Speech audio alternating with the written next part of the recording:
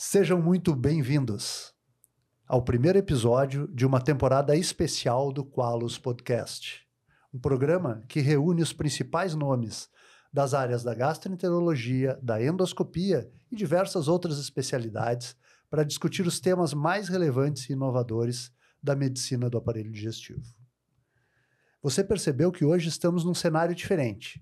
O Qualos Podcast veio a Gramado, subiu a serra para acompanhar de perto o prestigiado Simpósio Internacional da Sociedade Brasileira de Endoscopia Digestiva de 2024.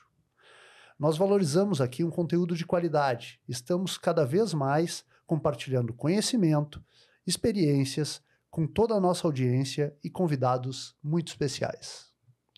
Na temporada de Gramado, nós abordaremos temas atuais e relevantes relacionados à endoscopia digestiva. Conversaremos de perto com colegas que são referências no cenário da endoscopia no nosso país. Você é nosso convidado para acompanhar esse importante projeto do Qualos Podcast e compartilhar conhecimento com os assuntos mais relevantes abordados aqui. Antes de apresentar o assunto e os nossos prestigiados convidados de hoje, salientamos que esse projeto conta com o apoio da Endotech Produtos Médicos e da Cytec, empresas importantes no ramo da endoscopia. Agradecemos o apoio dessas relevantes marcas que tornam o projeto ainda mais importante. No episódio de hoje, nós vamos conversar sobre um tema muito frequente na rotina dos endoscopistas: a abordagem das lesões esofágicas. Falaremos sobre quais as lesões neoplásicas precoces mais frequentes no esôfago e como diagnosticá-las, ferramentas para melhorar a acurácia no diagnóstico da lesão precoce escamosa e quais as formas de tratamento das lesões, e ferramentas para melhorar a acurácia do diagnóstico da displasia no esôfago de Barrett. Como e quando realizar a ablação por radiofrequência, e quais as técnicas de ressecção endoscópicas no esôfago de Barrett e quando indicá-las. Bom, antes de mais nada, para você que ainda não me conhece, o meu nome é Ari Leão, sou médico endoscopista e gastroenterologista, chefe dos serviços de gastroenterologia e endoscopia do Hospital São Lucas da PUC e host desse episódio de hoje. Não esqueça, é muito importante para nós que vocês se inscrevam no canal e entrem nas nossas mídias, curtam, compartilhem no Facebook, no Instagram e assistam os nossos episódios nos canais do Spotify e do YouTube. Lembrando que o Qualos Podcast é o primeiro podcast do Brasil voltado à área de endoscopia. Bom, agora, sem mais delongas, eu vou apresentar os nossos convidados. Eu vou começar apresentando o Dr. Rafael Noda, que é endoscopista do Hospital Nossa Senhora das Graças e Marcelino Champagnat, em Curitiba, e atualmente é o presidente da SOBED Paranaense. Noda, seja muito bem-vindo a esse podcast. Muito obrigado. Gostaria de apresentar um velho amigo e pupilo, Dr. Fernando Schacher, gastroenterologista, doutor em gastroenterologia pela Universidade Federal do Rio Grande do Sul, preceptor de endoscopia digestiva do Centro de Treinamento de Endoscopia do Hospital Moinhos de Vento. Schacher, bem-vindo ao Qualos Podcast. Muito obrigado, Ari. Fico muito feliz com o convite. Então é uma honra hoje ter dois convidados tão relevantes aqui e vamos aproveitar para saber um pouco mais sobre eles. Noda, conta pra gente como é que foi essa tua escolha de seguir pela área de endoscopia. Nos conta esse teu trajeto profissional até chegar aqui. Olá a todos que estão nos assistindo e ouvindo. Gostaria de agradecer e parabenizar o Ari, o Gabriel e o Mauro, que compõem a equipe do Qualos Podcast, por produzir esse conteúdo de qualidade tão relevante. Eu estou acompanhando lá de Curitiba o que vocês estão fazendo e eu estou achando muito interessante e relevante para a nossa profissão e para todos. E são amigos que a gente admira tanto, então eu estou muito honrado de estar aqui. Então, minha formação, eu comecei com... Eu não tinha intenção de fazer endoscopia, então minha formação sempre foi mais desde a faculdade de fazer procedimentos, né? A gente sempre tem essa escolha, né? Gente que não gosta muito de fazer a terapia, tal, procedimentos mais invasivos, vão para a clínica. Eu já era um pouco mais da turma mais agitada, assim, na faculdade, e queria mais ação, né, vamos dizer assim. E, então, eu fui para a cirurgia e escolhi um hospital universitário da PUC, em Curitiba, que ele também era o maior pronto-socorro na época de Curitiba. Então, eu fiz muita cirurgia do trauma. E no terceiro do ano de residência, eu comecei a me questionar se era aquilo que eu queria mesmo, né, aquela vida de cirurgião, né? Então, eu comecei a pensar no começo do meu R3, a tentar vislumbrar um outro caminho. E daí eu comecei a me interessar por endoscopia. E então, nesse ano também, da terceiro ano de residência, eu comecei a me preparar para a prova de residência. E eu tive a felicidade de passar no Hospital das Clínicas de São Paulo. Então, lá eu fui exposto a muita endoscopia, professores renomados, muitos procedimentos, tanto diagnósticos quanto terapêuticos, muito avançados na época, né? Bem diferente do que eu estava fazendo de cirurgia. E me apaixonei pela endoscopia, fiz 2 anos de endoscopia lá. E quando eu voltei para Curitiba, né, tinha pouco espaço para trabalhar com endoscopia. E então eu comecei a trabalhar como cirurgião. Mas já com aquela ideia, e já falando para as equipes que me acolhiam, tal, os hospitais que falaram que minha intenção, era esse o plano, né, na minha cabeça, era me enveredar e me dedicar totalmente à endoscopia. Então, demorou alguns anos, mas felizmente, passo a passo, eu fui, com o tempo, né, com o passar do tempo, eu fui largando a cirurgia e me dedicando à endoscopia.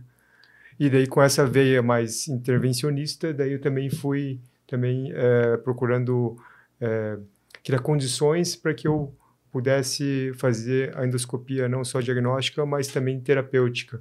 Então, basicamente, minha rotina diária é fazer endoscopia diagnóstica, mas também procedimentos terapêuticos e de via biliar também. Legal, grande história, hein, Noda? E para quem não sabe, o Dr. Rafael Noda é um dos maiores expoentes em endoscopia terapêutica no nosso país.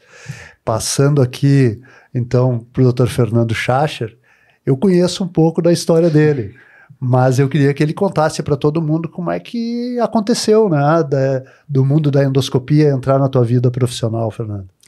Bom, Ari, na verdade, ao contrário do Dr. Noda, a minha carreira, a minha evolução na medicina é bem diferente.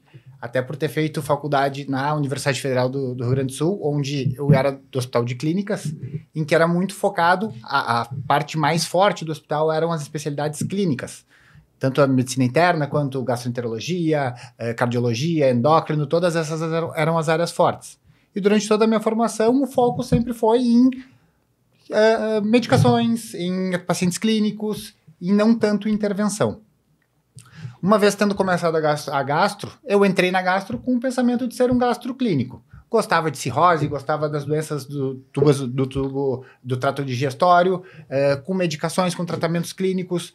Eu entrei na residência na fase do boom do tratamento da hepatite C, que a gente conseguia tratar os pacientes efetivamente, até ter o primeiro sobreaviso com o Dr. Ari, em que eu tive a oportunidade de ver uma hemorragia digestiva, que obviamente eu não toquei no aparelho, era a primeira ou segunda semana, mas eu tive a oportunidade de ver o Ari, ver um paciente que tinha uma hemorragia digestiva, que estava instável hemodinamicamente, que botou uns clipes, que tratou aquele paciente e que ao longo da internação dele, ele literalmente ressuscitou de um estado muito ruim que ele vinha com a parte clínica, com perda de função renal, com rebaixamento sensório, ele retornou à vida.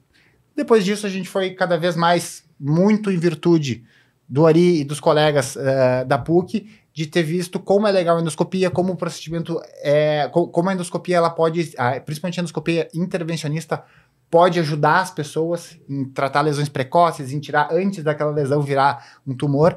Eu fui cada vez mais me interessando por essa área e cada vez mais estudando e indo para esse lado. Muito bem. Bom, então agora a gente vai dar início à nossa conversa mesmo, que é o que a gente veio fazer aqui, né? Viemos conversar sobre as lesões. Então o pessoal sempre brinca que eu gosto de organizar os assuntos, né? E não vai ser diferente hoje. Eu vou começar organizando. Então nós vamos falar basicamente sobre 2 tipos de lesões esofágicas neoplásicas. As lesões escamosas e o adenocarcinoma. Então nós vamos dividir isso e vamos começar pelas lesões escamosas do esôfago, né, as neoplasias escamosas, e aí vamos discuti-las, e aí depois a gente vai entrar na segunda parte, que é a abordagem das lesões neoplásicas dos adenocarcinomas derivados do BAIT.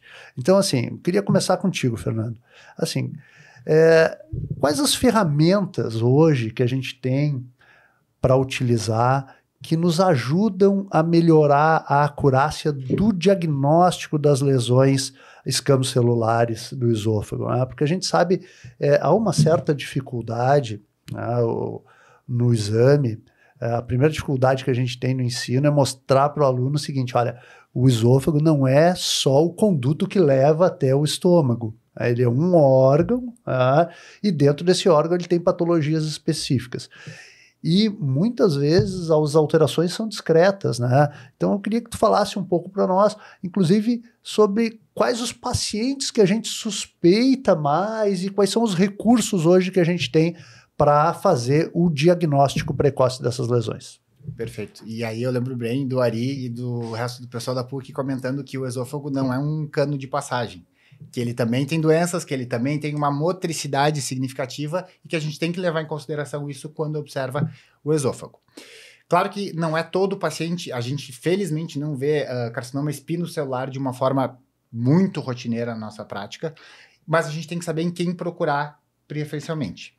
Geralmente são os pacientes que já tiveram aqueles tumores de cabeça e pescoço. Esse é um paciente que a gente sabe que tem uma concomitância que pode levar a tumores sincrônicos do esôfago de uma forma muito significativa.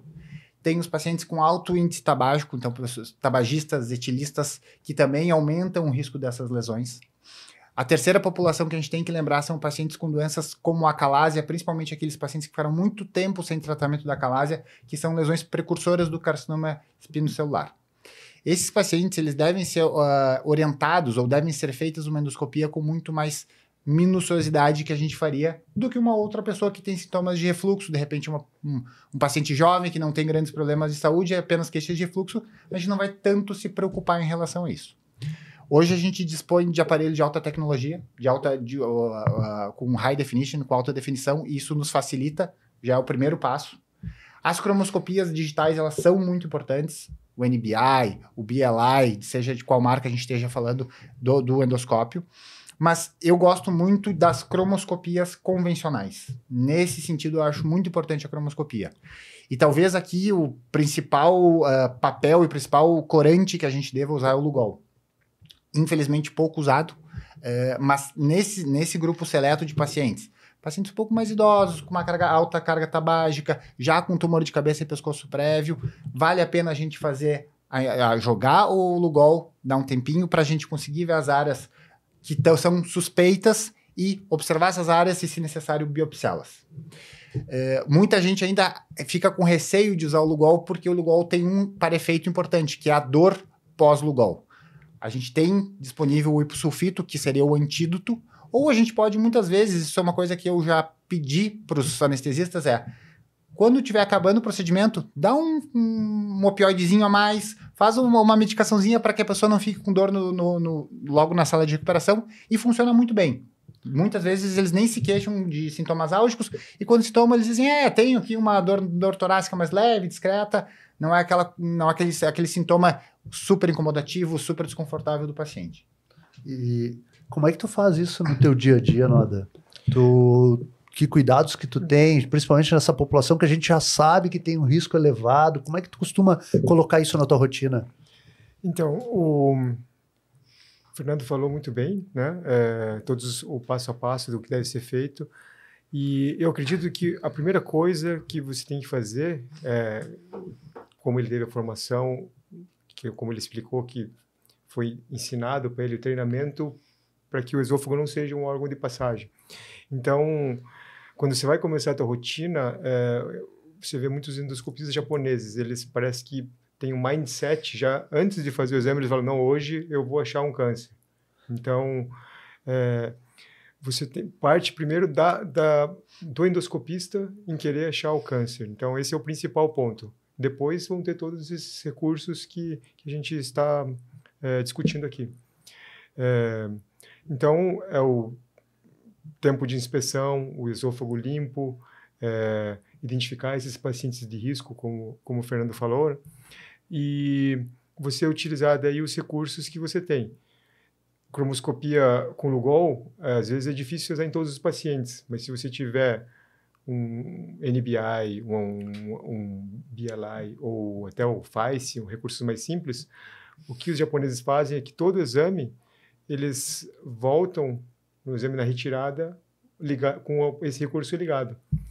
E como eles têm também um alto índice tabágico e de etilismo, eles fazem também a inspeção da laringe e da orofaringe, com esse recurso de imagem avançada. O carcinoma espinocelular, infelizmente ainda no Brasil, é uma doença de população mais carente, né? Então, e nesse grupo da população mais carente, mais pobre, a gente vai diagnosticar a lesão em fase avançada.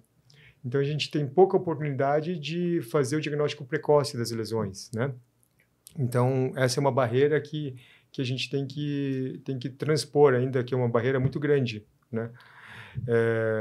Mas no meu dia a dia, basicamente, identificar esses pacientes de risco, ter o Lugol à mão também, né? Na sala, se você é um serviço que não tem disponível ou vai buscar em outro local, você dificilmente vai fazer e vai parar a tua rotina para ter esse corante que pode ajudar bastante. E qualquer alteração de superfície e coloração, identificada na endoscopia de alta definição de luz branca, que hoje atualmente é muito disponível, você consegue identificar essas alterações sutis, que são difíceis, mas com um exame bem acurado e com o olho bem treinado, você consegue, e com um exame também sem pressa, né, e com essa intenção de achar o câncer, você consegue fazer o diagnóstico precoce. Eu acho sempre que a gente tem que partir de premissas básicas, né? Primeiro, lavar o órgão, né? Tentar retirar o muco, o resíduo. Às vezes não precisa um mucolítico, pode lavar com água, aspirar bem, ter um bom campo de visão. Claro, os aparelhos hoje evoluíram muito, nem todos têm disponibilidade do que tem de mais novo, né? Eu pessoalmente usei há pouco tempo atrás uma processadora nova da Pentax em 4K e fiquei impressionado com o nível de definição. Mas a gente tem hoje, pelo menos, o HD, né, o Full HD, está mais disponível para a gente.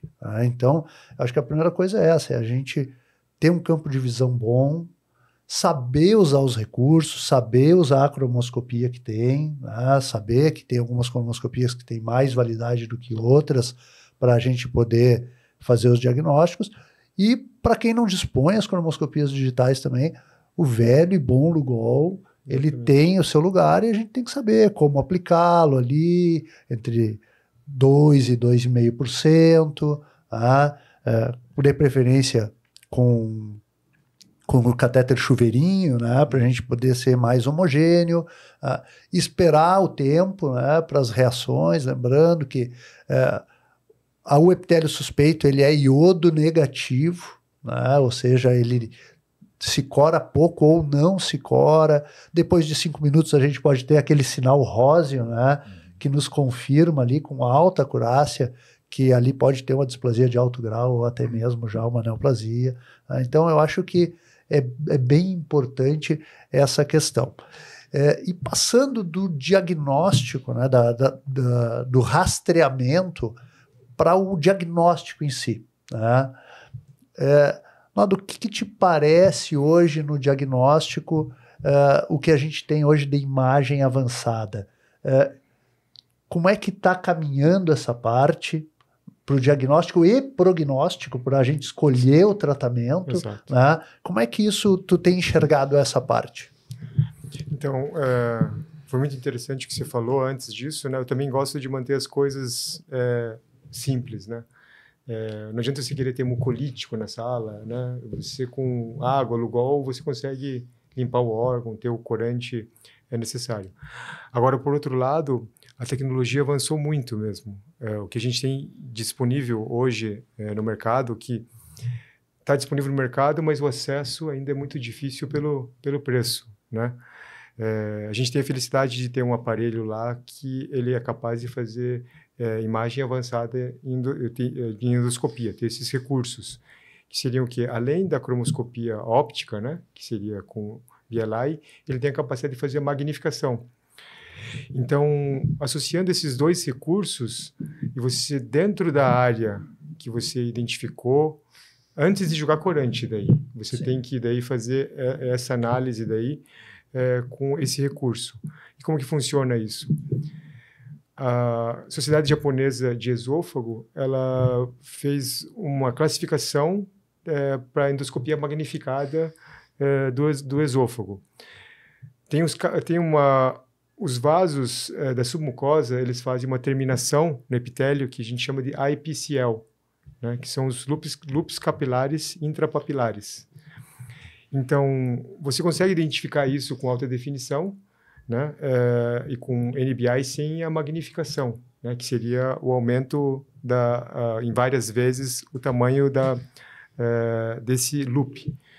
A hora que você consegue atingir essa magnificação, e com esse recurso de cromoscopia digital, então você vai identificar esse capilar e nessa classificação japonesa você consegue daí predizer se esse tecido é tumoral e também predizer o grau de invasão. Então, após essa análise, você consegue dizer que se sua ressecção endoscópica está indicada, se ela vai ser curativa ou se ela pode ser curativa, mas que tenha que ter algum complemento com alguma terapia adjuvante. Ou se, eventualmente, é um paciente que não tem nenhuma indicação de fazer o procedimento endoscópico e vai por uma quimio e radioterapia definitiva ou cirurgia, né, se o paciente tiver condições. E eu acho que é importante, né, algumas coisas nesse ponto é que olha o nível da evolução que a gente está falando, né? A gente ainda não biopsiou a lesão. Exatamente, diagnóstico óptico. A gente está... Como é que tu costuma, Fernando, estadiar essas lesões para definir se, olha, vamos encaminhar para tratamento endoscópico ou não? Como é que tu utiliza isso na tua rotina? Perfeito. Acho que o que o Noda falou é fantástico. A ideia da magnificação com cromoscopia, principalmente cromoscopia digital, ela é super bem validada, mas eu tenho uma crítica a isso, que ela é muito difícil de ser aplicada e de ser aprendida. Não é qualquer endoscopista, mesmo com um recurso, que sabe fazer isso, que sabe fazer essa avaliação. Eu sou muito fã e no meu serviço eu tenho a possibilidade de ter um aparelho com inteligência artificial. Claro que o software que a gente tem é para cólon, mas a gente sabe que agora a inteligência artificial está sendo avaliada também para trato gastrointestinal superior, esôfago e estômago. Os estudos ainda são bem incipientes, bem iniciais, mas talvez isso seja um game changer. Talvez isso facilite a nossa vida futuramente para que toda essa questão do IPCEL, que é bem difícil de fazer essa avaliação, tem que ter calma, tem que ter tranquilidade.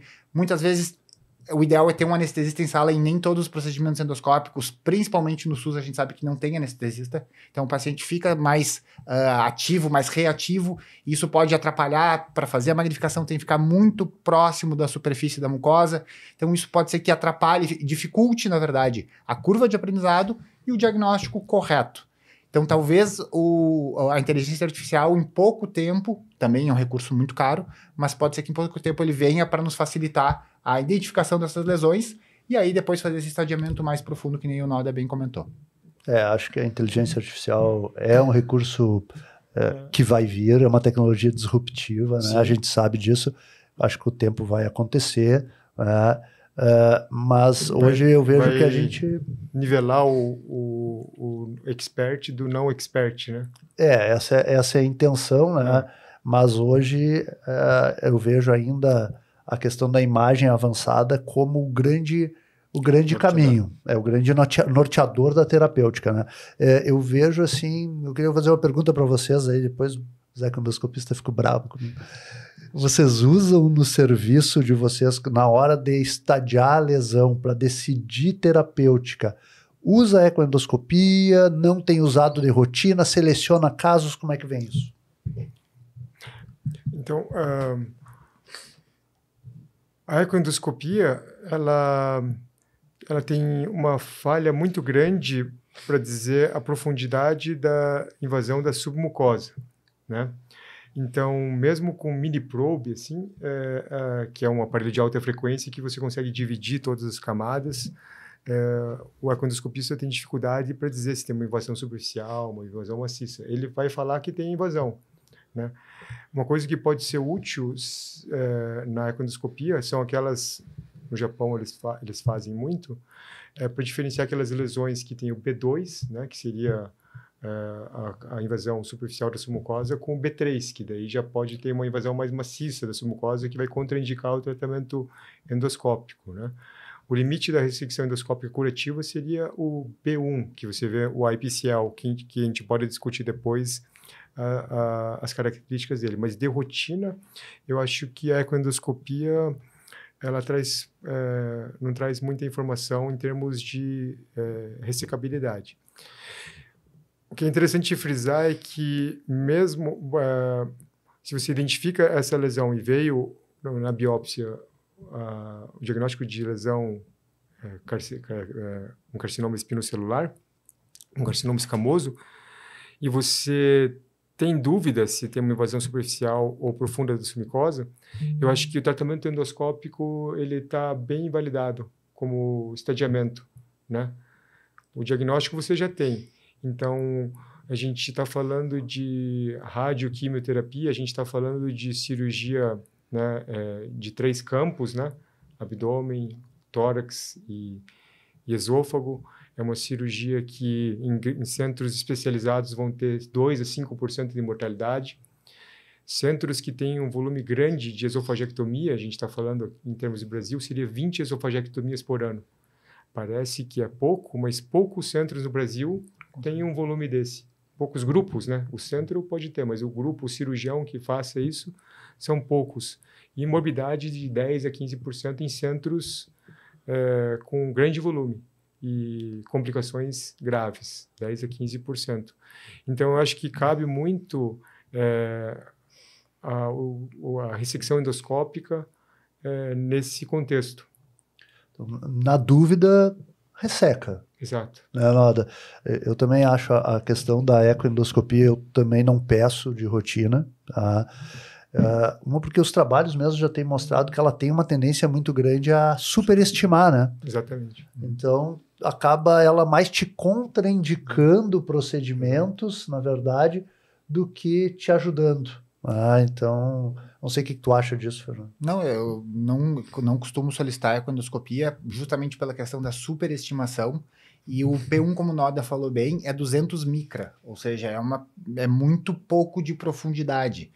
É muito difícil para o aparelho de ecoendoscopia conseguir avaliar isso. Talvez a grande indicação de ecoendoscopia nos tumores esofágicos é para estadiamento do T e do N. Aí ele funciona bem, principalmente para tumores mais avançados, melhor que tomografia, inclusive. Então, nesse sentido, se nós temos uma lesão que é claramente avançada, que não passível de ressecção endoscópica, é muito importante pedir a ecoendoscopia para a gente estadiar o T e o N. Mas aí é um outro cenário que a gente está comentando.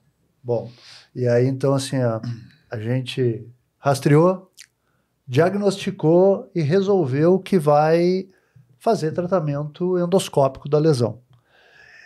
E aí, Fernando? Quais são os limites? Como é que eu defino que técnica eu vou usar? Eu vou fazer uma mucosectomia, até onde eu posso ir com ela? Essa mucosectomia eu vou fazer tradicional, vou fazer com banda, ou não, daqui a pouco não, essa lesão é uma lesão para abordar por ISD. Como é que são esses critérios da gente definir essa questão? Perfeito. Toda vez que a gente vê a lesão, a primeira coisa é tentar macroscopicamente diagnosticar ela e classificar ela por Paris. Se tiver alguma área deprimida, ulcerada, não temos dúvida que essa lesão é uma lesão candidata a ISD. Eu assisti uma aula de um japonês falando sobre lesões precoces do esôfago e ele diz claramente, para mim eu faço ISD para todo mundo. Até porque ele dizia, para mim é ao mesmo tempo fazer uma mucosectomia ou fazer uma ISD. Claro que é um cenário diferente, é um know-how diferente, é muito mais experiência, mas basicamente as lesões precoces, quando a gente encontra, quase todas elas acabam sendo muito mais indicadas para ISD do que para mucosectomia, diferentemente do cólon e um pouco do estômago também. E para ti, Noda, eu sei que tu é um exímio endoscopista e faz muito ISD, mas assim, até onde tu acha que dá para ir como cosectomia? Porque o ISD, apesar de no Japão ser altamente difundido, no nosso meio não é a realidade. A gente sabe que nós somos aí, são poucas pessoas que ainda fazem o ISD, e assim, até onde tu acha assim, não, até aqui dá para ir como cosectomia, qual tu acha que é a melhor técnica, e aí, a partir daqui, aí não, aí tem que ser um tratamento já de ressecção em bloco e tal. O Fernando falou bem que você tem que primeiro identificar bem a lesão com classificação de Paris, e para você estimar o tamanho da lesão, o que você tem que fazer novamente durante esse ato da ressecção é instilar novamente o Lugol, né? Porque daí você tem que ter certeza para você fazer os limites laterais da lesão. É só com colmoscopia com Lugol que você consegue fazer essa estimação de tamanho e delimitar essas margens. Eu diria assim que uma lesão até 15 milímetros seria o limite para você fazer o tratamento por técnicas de mucosectomia, né? Seja uma mucosectomia clássica, né, que é injetar e passar a alça, ou agora que a gente consegue facilitando, né, uma técnica bastante direta, simples, que seria a mucosectomia assistida por ligadura, né? Então, que a gente está fazendo cada vez mais, que é uma técnica rápida, você consegue retirar a lesão em bloco e com uma quantidade significativa de tecido submucoso. E Noda, o que tu acha de mucosectomia underwater? Então, eu não vi, em esôfago, eu não vi muito sobre isso. O grupo do Bean Miller, eu li alguns artigos, ele faz, eu não sei se ele começou a fazer, ele foi o precursor da underwater, mas ele também foi um pioneiro para fazer a ressecção de esôfago sem injeção também, né? Ele passa uma alça monofilamentar e retira a lesão sem injetar. Agora, a experiência underwater para mucosectomia de esôfago, para lesões de esôfago, eu realmente desconheço. Eu acho que e tem algumas limitações, a própria USD também tem algumas limitações, né? Então, uma delas são as lesões extensas circunferenciais, né? A gente tem uma experiência no serviço já com esse tipo de lesão e depois realmente as consequências elas são por vezes difícil o tratamento. Como é que tu define isso na tua rotina? Assim, até onde que tu define assim, não, olha, até é retirável a lesão, eu consigo retirar, mas eu não vou conseguir lidar com a estenose pós-ressecção. Como é que tu limita isso, Noda, na tua prática? Agora tem um guideline interessante europeu que eu acho ele bem didático, simples, sobre ressecção endoscópica do esôfago. E ele põe o limite de lesões circunferenciais até 3 centímetros, né? Que você daí sabe que vai fazer uma estenose, mas você vai conseguir lidar com essa complicação. E em tamanho de extensão, ele coloca como 5 centímetros o tamanho da lesão. Então, não é porque você pode fazer uma ressecção circunferencial, né, que você vai fazer. Tem sempre que se questionar se isso vai ser o melhor para o paciente, o que vai trazer isso de consequência para ele, né? Eu já fiz casos circunferencial com 5 centímetros, com 6 centímetros, e são pacientes que já tinham sofrido uma irradiação em outro campo, e o oncologista falou que ele não era mais radiosensível. Então, foi indicado, foi trabalhoso, porque já tinha fui fazer a ressecção perto de uma área irradiada, e eu estou lidando com essa estenose com dilatações cada vez mais espaçadas, mas os 2 pacientes estão satisfeitos, né, estão adaptados à dieta, e eu acho que, objetivamente falando, seria 3 centímetros circunferencial e 5 centímetros de extensão, pelo guideline. E eu sei que a gente sabe que tem indicações extra guideline que a gente acaba fazendo na nossa prática. Sei, muitas vezes a gente tem que adaptar a técnica porque o paciente requer, né? Esses dias nós tivemos lá no serviço também, o paciente já tinha uma gastrectomia prévia por tumor, eu já tinha ressecado por mucosectomia há alguns anos atrás, por mucosectomia com banda, alguns anos atrás, um espinocelular in situ, e agora ele apareceu com outra lesão também, que era uma lesão extensa, mas uma lesão também com características de tumor in situ, e a gente fez uma ressecção mais ampla, e acabou tendo sucesso. Agora vamos ver se vai ter estenose, como é que nós vamos lidar com essa estenose, mas era um paciente que, quando conversado com o cirurgião me disse, olha, Ari, por favor, façam alguma coisa, porque o pior cenário para ele é eu ter que fazer uma esofagectomia no paciente que já tem uma gastrectomia total, eu tenho poucas opções, então às vezes a gente acaba individualizando e fugindo um pouco à margem dos guidelines. E lembrando só das lesões extensas que atingem mais de 2/3 da circunferência, então a probabilidade de estenose é muito grande, então você tem que lançar mão de corticoides locais, você pode lançar mão de injeção de corticoide local, corticoterapia tópica, né, que a gente chama, e também de esteroide de via oral, que também na literatura tem mostrado bons resultados para minimizar esse efeito indesejado. E se associa inibidor de bomba de prótons também, né? Exato. A gente são várias alternativas que a gente vai tendo para tentar lidar com essas consequências. Bom, agora vamos virar a chave para o outro lado, e vamos conversar sobre uma outra doença aí bem mais frequente do que as escamas celulares, e a gente está vivenciando aí um aumento dos adenocarcinomas, né, esofágicos e de transição, e isso muito em função dos fatores de risco, que o principal deles é a obesidade, porque não existe esôfago de Barrett sem refluxo, né? Então a gente parte daí. E aí, me fala, Fernando, como é que é na tua rotina, como é que tu avalia o esôfago de Barrett? Aqui a gente também tem, além de endoscopista, tem alunos, tem pessoas em formação, então dá uma conceituada no esôfago de Barrett e como é que tu costuma avaliar ele na tua rotina? Perfeito.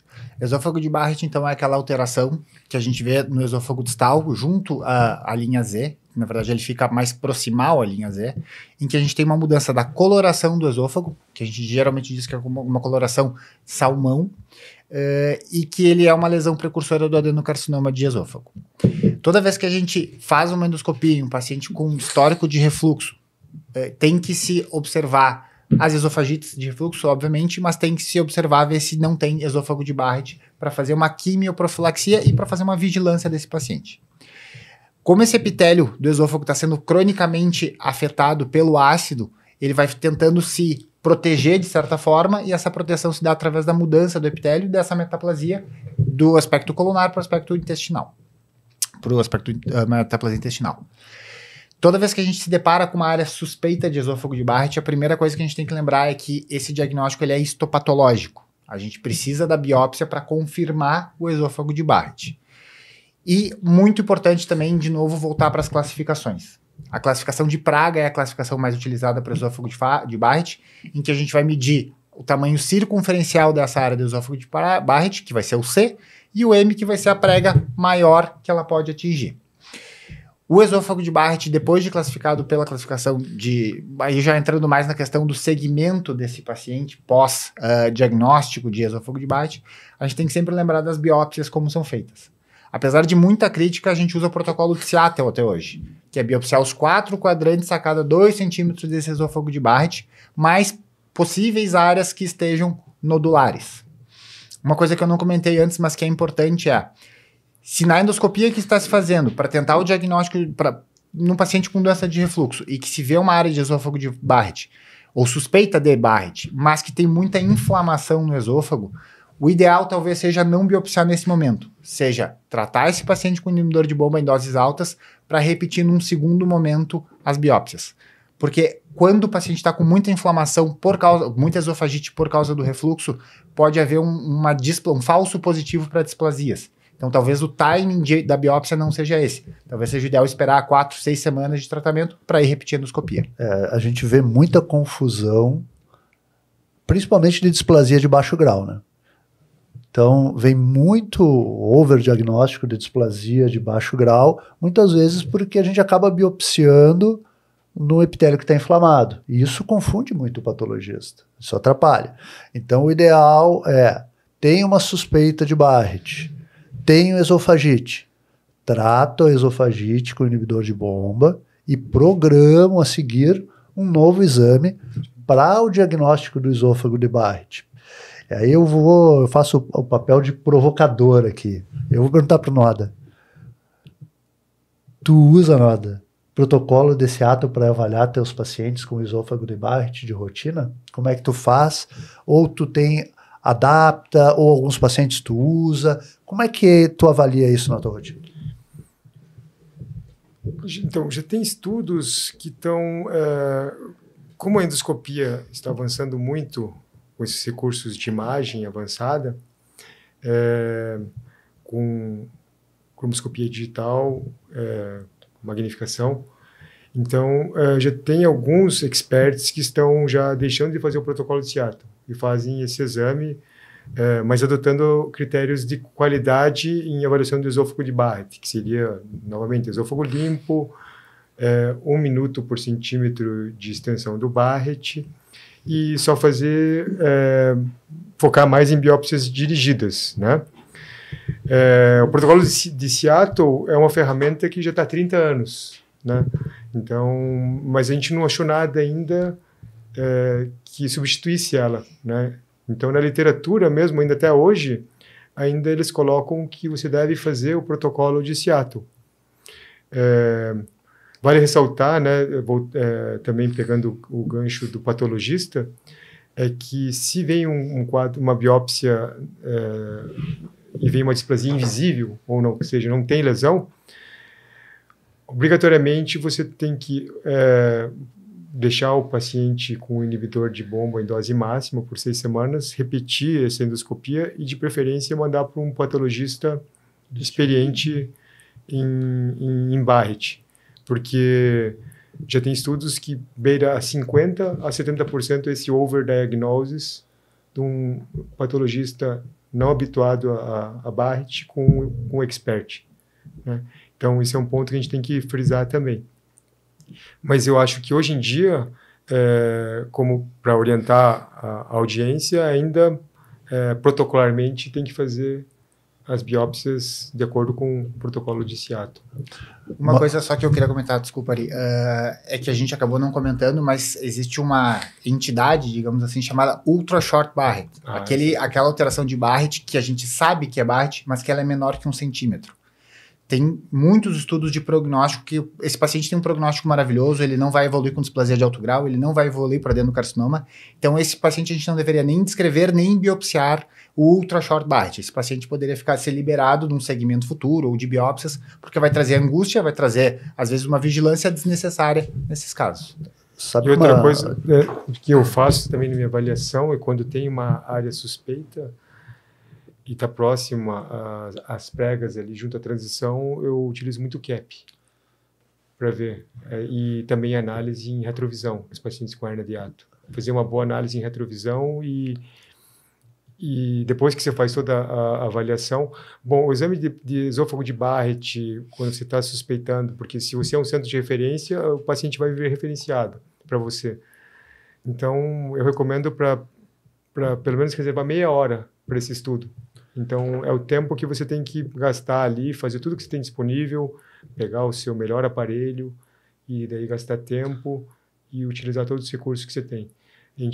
Você falou do Lugol, né? E a gente pode também falar do ácido acético também, que também é um corante químico, né? Vamos dizer assim, que ele vai desnaturar as proteínas da camada superficial e ele vai realçar a superfície mucosa, né? Então, ele vai fazer uma reação, né, ao ácido acético e vai realçar as lesões neoplásicas. Também é uma recomendação também que a gente utilize o ácido acético também. Sabe que na minha rotina, assim, o que eu costumo fazer? Porque às vezes quando o paciente vem referenciado para você, é mais fácil, né? Já sabe o que vai receber, já sabe o que tem que avaliar, então você já reserva o tempo na agenda. Como as agendas são muito dinâmicas na nossa prática diária, e a prática diária de todo endoscopista no nosso país, né? As agendas são dinâmicas e o tempo que a gente tem para fazer o exame, ele é um pouco exíguo. Então, quando eu me deparo com um Barrett longo, Eu faço a primeira avaliação e combino com o paciente e ele vem para uma segunda avaliação já com uma agenda diferente para a gente fazer a avaliação do Barrett dele. E tenho como rotina, primeiro, limpar bem. Se eu tiver com o aparelho com magnificação, eu ponho o cap e venho magnificando, porque você encosta e vem trazendo, né, centímetro a centímetro na mucosa e vem magnificando e você pode ir vendo ali, né, a microvasculatura, e isso te dá uma excelente acurácia para as lesões, para as áreas suspeitas. Se eu não estou com o aparelho com magnificação, eu faço uma cromoscopia com ácido acético, busco aonde eu posso ter uma irregularidade, porque a grande ideia do ácido acético é você colocar, ele vai colar todo o Barrett, e aí você vai prestar atenção aonde está disforme essa coloração do ácido acético, que é a reação acetobranca que ela dá, né? E aonde que está disforme. Por quê? Porque muitas vezes você pode aplicar o protocolo de Seattle, mas se você fizer essa técnica, você pode, além de aplicar o protocolo de Seattle, você pode dirigir biópsias para áreas mais suspeitas. Então, isso é importante também. Eu acho que a gente tem que tentar usar todo o recurso. Eu não sei o que vocês acham dessa estratégia. Eu acho que sim. É biópsia dirigida, mas protocolo de Seattle, né? Com tudo que você tiver disponível de recurso. E essa estratégia que o Ari falou é muito interessante, porque você está num serviço, às vezes, que não tem um aparelho que tem esses recursos, né? Então, essa estratégia de você encaminhar para outro serviço é muito interessante. E dentro do mesmo serviço também, às vezes você está numa sala que não tem um aparelho disponível. Então, como é que você vai fazer, né? Então, às vezes o serviço tem um aparelho desse, né? Então, eu acho que é muito interessante o que você falou. Bom, a partir do momento eu diagnostiquei o Barrett, biopsiei, tem Barrett, tem um Barrett sem displasia. E como é que é na tua rotina, Fernando? De quanto em quanto tempo nós vamos repetir a endoscopia desse paciente? Como é que se ajusta isso? O guide europeu ele é bem claro quando não tem displasia, em que a gente vai dividir o paciente em 3 grupos. Naquele paciente que tem um short Barrett, que seria entre 1 centímetro e 3 centímetros. Sem displasia, a gente poderia repetir em 5 anos a nova endoscopia dele. O paciente que tem um Barrett longo, entre 3 centímetros e 10 centímetros, a gente repetiria a cada 3 anos. E um outro cenário, que felizmente é muito raro, que é o paciente que tem mais de 10 centímetros de Barrett, que esse deveria ser encaminhado para um centro de referência. E aí cada caso é individualizado por não haver evidência nesse contexto de quando a gente vai repetir. Independentemente do período que vai se repetir, eu sei que tem alguns colegas que acham que 5 anos é um período muito longo, 3 anos num paciente que tem um Barrett longo também acaba sendo um período muito longo. É fundamental a gente fazer uma quimioprofilaxia clínica nesses pacientes. O inibidor de bomba, ele é muito importante nesse contexto. Recentemente a gente teve um estudo grande europeu chamado ASPEC Trial, que ele tentou associar ao esomeprazol, que foi o inibidor de bomba de prótons estudado, o AS. Parece que o AS não tem grandes benefícios, o estudo não teve poder de mostrar que o AS melhorou a questão de diminuição de evolução para displasia de alto grau e para adenocarcinoma. Mas o inibidor de bomba, sem dúvida nenhuma, é ideal e talvez em dose dobrada. Então, dose plena do inibidor de bomba. Eu vou olhar para a câmera ali e vou dizer: esôfago de Barrett é indicação de bloqueio ácido. Seja por um inibidor de bomba de prótons, seja agora pelas novas drogas, como a vonoprazana. Então, mas é indicação, porque o esôfago de Barrett ele é secundário à doença do refluxo. Então, isso é importante, é a quimioprofilaxia para a gente poder ficar fazendo acompanhamento endoscópico, mas a gente tem que fazer o tratamento, a prevenção de que esse esôfago de Barrett não vá progredindo. E, bom, tem o Barrett sem displasia, é isso, E se eu encontrar uma displasia de baixo grau, Noda, como é que eu lido com isso?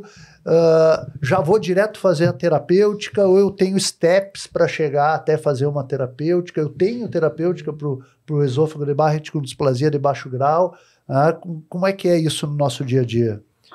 Então, o recomendado é que você tenha, em 2 ocasiões, a gente está falando de displasia sem lesão visível, né?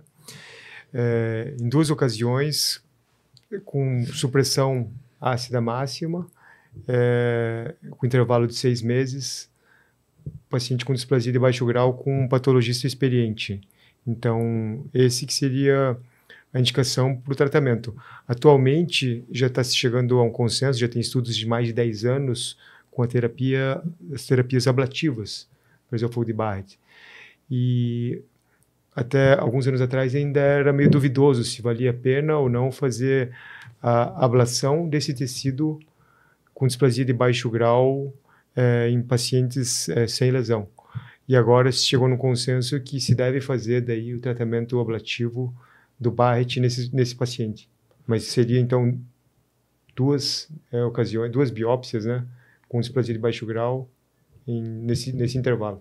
Então, pegando o gancho que o Noda falou, talvez a ablação, quando o Noda fale, seja principalmente a radiofrequência. Exatamente, é o que tem disponível. O argônio e a crioablação, que também já foram testados para Barrett, parecem ter resultados inferiores em relação à radiofrequência. Então, pensando em ablação, nós vamos pensar em radiofrequência predominantemente. Exato. E hoje, cada vez mais, né, a radiofrequência ela vem tomando a linha de frente na primeira escolha do tratamento.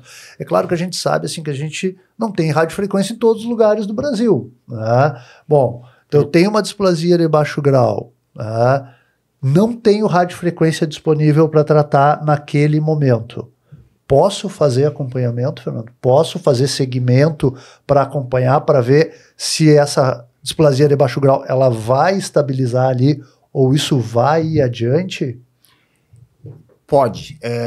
Não é o ideal hoje em dia com a disponibilidade da radiofrequência, mas a gente sabe que é caro, é um procedimento caro. A maior parte dos convênios, pelo menos no Rio Grande do Sul, eles não cobrem a radiofrequência. O paciente tem que pagar esse procedimento e realmente tem muita gente que não vai ter condições de arcar com esse custo. A gente sabe que a taxa da evolução da displasia de baixo grau para a displasia de alto grau e adenocarcinoma é em torno de 0,8%, 1% ao ano. Então, não é também desesperador que se tenha uma displasia de baixo grau confirmada, como o Noda comentou anteriormente, mas a gente talvez tenha que reduzir, talvez não, com certeza vai reduzir o tempo de segmento. Não é aquele paciente que tem um Barrett curto, que veio uma displasia que foi confirmada, que eu vou espaçar para 5 anos o rastreamento dele. A gente vai diminuir esse tempo de rastreamento de endoscopias seriadas. Isso que eu acho importante. A gente tem que ter a noção de que hoje sim tem uma primeira escolha, que é a radiofrequência, né? Então, isso tem que ficar bem claro. Displasia de baixo grau confirmada em 2 biópsias por especialista. Indicação: terapia ablativa com radiofrequência. E aí a gente vai ver se esse Barrett é circunferencial, aí tem um tipo de balão que pega toda a parte circunferencial, se o Barrett é segmentar, tem uma sonda que é segmentar para a gente fazer a ablação. Tem efeitos adversos? Tem, pode ter dor, estenose, principalmente o circunferencial. O que é segmentar, a gente sabe que é bem mais tranquilo de fazer, né? Mas hoje existe uma terapia que vem tomando conta aí como primeira linha de terapia. Pegando o gancho da parte do custo, a gente está falando de uma terapia que é cara e eu particularmente estou ganhando experiência ainda com o método, mas a gente vê na literatura que a média, varia de artigo, é de 3 a 5 sessões para você obter a remissão completa. Então a gente está falando de um custo que não é uma única sessão, né? Lógico que se for um Barrett pequeno, uma sessão é suficiente, né? Mas principalmente os Barretts longos, circunferenciais, esses são mais difíceis. Né? Bom, e se a gente vier com uma lesão com displasia de alto grau ou câncer in situ? Aí já muda, né? Aí a gente não tem mais essa opção de observar, porque aí a gente já tem que intervir. Se não tiver lesão e for displasia de alto grau, se não tiver lesão elevada, protusa e for displasia de alto grau, a gente também está autorizado a usar a terapia ablativa com radiofrequência isoladamente, só ela. Tá? Exato. Mas e se tiver associado a essas áreas mais planas, tiver associado uma lesão protusa, né? Como é que a gente vai abordar esse tipo de lesão, Noda? Então, quando você faz o diagnóstico de uma displasia de alto grau e um adenocarcinoma precoce, você também, daí o limite de tamanho ele aumenta um pouco. Você tem que fazer uma ressecção endoscópica, né? Você não pode fazer só a radiofrequência. O limite de tamanho para uma ressecção pela técnica de mucosectomia, daí seria 2 centímetros, nesse caso. E se a lesão tiver, tanto no escamoso, a gente esqueceu de falar, quanto no adenocarcinoma de transição, tiver cicatriz, uma suspeita de fibrose, uma ulceração superficial, né, ou for maior do que 2 centímetros no caso do adenocarcinoma, daí você está autorizado a fazer daí a ressecção endoscópica da submucosa. E complementando daí o tratamento com radioablação de todo o BART restante, obtendo a erradicação do BART, porque esse paciente daí teria um risco de ter lesão metacrônica de 20%. Então, é um risco bastante elevado. Além disso, a mucosectomia, quando tu fala, né, Noda, é a que mais tem evidência, é a mucosectomia associada com banda, né? Exatamente. Não vai ser a mucosectomia tradicional que a gente está acostumado. Sem dúvida nenhuma, o que se fala em evidência e quando a gente vê vídeos de ressecção, sempre é com banda. A gente vê que cada vez mais vão evoluindo o nosso arsenal, né? A gente está cada vez mais preparado para lidar com essas situações e então agora a gente está chegando no final desse episódio, já correu quase 1 hora, é a parte mais triste sempre, né? Porque a gente vai batendo papo, quando vê o tempo está estourando. Então eu gostaria muito de agradecer a presença dos nossos convidados, do Rafael Noda, Fernando Schacher. Foi um episódio muito bacana, onde a gente pôde discutir vários tópicos das lesões neoplásicas esofágicas. Então, eu queria passar primeiro para ti, Noda, para dar tuas considerações finais, para a gente poder encerrar esse episódio. Eu gostaria só de agradecer o Ari e toda a equipe da Qualos ali pelo convite, e foi muito proveitoso, e a gente sempre está evoluindo e aprendendo junto com vocês. E muito obrigado mesmo pelo convite. Fernando. Agradecer também o Ari e o Gabriel, são os irmãos Mida, né, onde toca o Vira Ouro, sempre evoluindo, sempre fazendo coisas diferentes. É um prazer estar aqui. Até o Ari, um agradecimento público já desde a época da residência, e agora seguimos juntos na parceria. Muito obrigado, Ari.